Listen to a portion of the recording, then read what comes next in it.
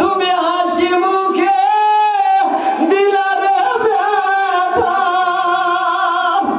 এই সরল মন পাইয়া রে মুর্শিদ রে তোর প্রেমের দাগে লাগাইয়া আমার এই কলজা গেছে পুইরা রে সাইব উতির প্রেমের দাগে লাগাইয়া। ঠিক কিনা?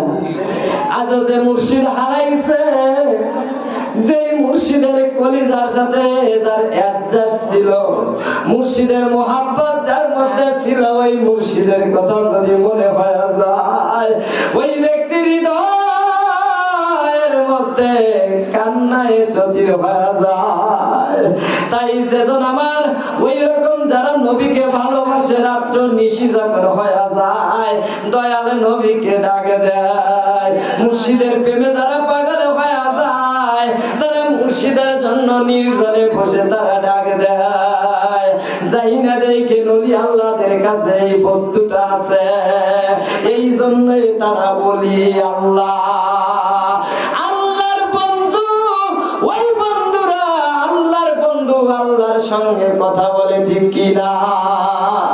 হাদিস কুরসির মধ্যে বাবা যেই কথাগুলো বলা হয়েছে, আমার আল্লাহ স্বয়ং নবীর সঙ্গে কথা বলেছে। আর কুরআনুল কারীমের মধ্যে যেই কথাগুলো আছে, ওই কথাগুলো জিবরাইলের মাধ্যমে আমার আল্লাহ পাক নবীর কাছে বলেছে। আর বর্তমান জামানায় আল্লাহ পাক যায় ওলিদের সাথে কথা বলে, এটাকে বলা হয় ইলহামের মাধ্যমে কথা বলে। বলে ঠিক কিনা?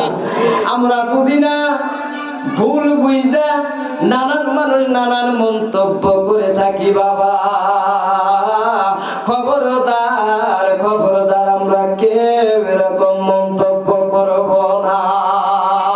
ওলি আল্লাহর এত পাওয়ার, আল্লাহ পাক বলেছে আজান তালাহু ফাকাদা হারবা।